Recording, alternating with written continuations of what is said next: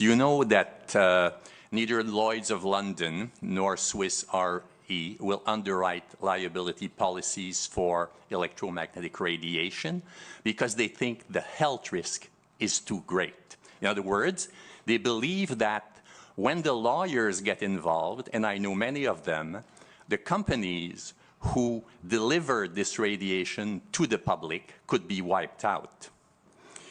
By combining 5G and self-driving cars equipped with radar, you would create an exceptional opportunity for a class action lawsuit against both telcos and the car industry.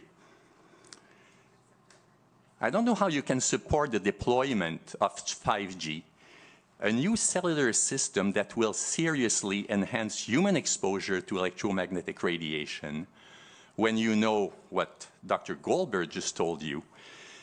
And you know that the modulation that is introduced by 5G is a new threat on biological systems. We used to have frequency domain multiple access, time domain multiple access, code domain multiple access, and now we have 5G beamforming, all data compaction strategies that maximize the biological impact of this radiation.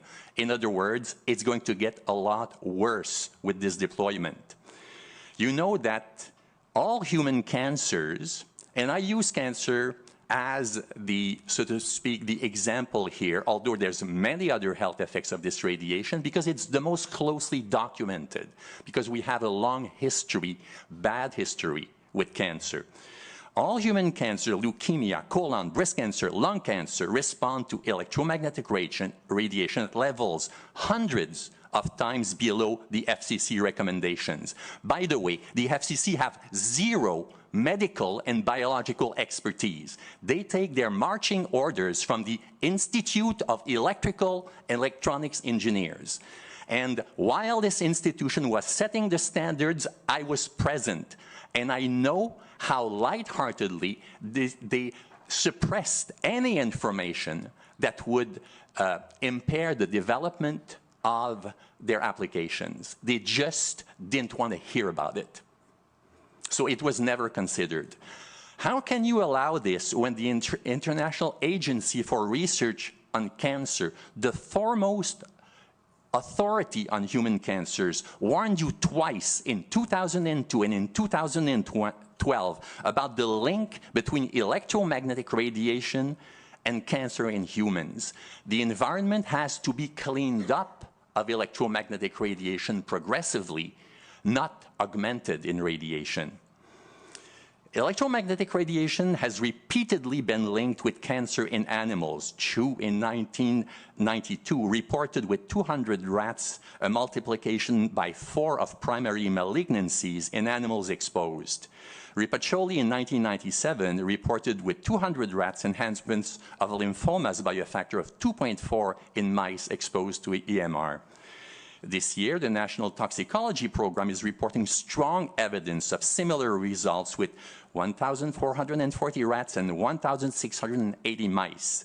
Finally, also this year, the Ramazzini Institute in Italy is confirming the NTP results using 2,448 male and female rats.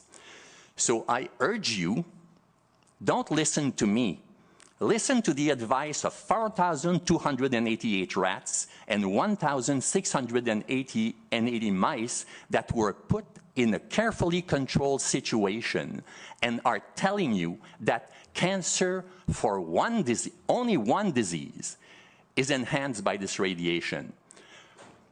Diabetes is 25% of your health budget. If electromagnetic radiation enhances this even a little bit, look at the cost that it entails. These rats were not biased. They couldn't be. They developed tumors as a result of the radiation to the best that science can determine. And there is a group of people that are hypersensitive to these fields confirming that the effect is real, and these people have genetic variations that we understand are linked to the electromagnetic radiation. What America needed a long time ago was a chicken in every pot. Now what America needs is a fiber, an optical fiber in every home. The data has to come true, but wireless radiation is unfortunately a bad idea. Thank you, Mr. Giroux. And if you would briefly, what are your credentials with McGill University? I am at the Faculty of Medicine. I am the director of the Occupational Health Program within the Department of Epidemiology, Biostatistics, and Occupational Health. Okay, thank you. At the beginning of your testimony, you indicated concern that implementation of this technology will cause liability to the auto industry. Yes. Are you aware that both the General Motors Corporation and the Ford Motor Company are in support of this bill because they feel it's necessary for their autonomous vehicle future? Look, historically, industry does not have a good record of making good choices. GM's original view on car crash safety was that cars don't cause accidents, drivers do. American industry had to follow the lead of Volvo in Sweden before it included collapsible steering columns that reduced the death rate by 12%, airbags that reduced the death rate by 25%, and safety bags that reduced the death rate by 42%, crumple zones and other devices in cars. Remember these heavy cars with big bumpers that were full of chrome everywhere, you know, that were killing machines rather than meant to be used by humans. And another example is that as a result of GM's policy of supporting the inclusion of tetraethyl lead in gasoline instead of ethanol, many decades ago, 15 million US children lost 10 IQ points and had permanent problems with hyperactivity, behavior, and learning. So don't tell me that we have to follow the recommendations of the captains of industry, because I worked in industry for more than a decade.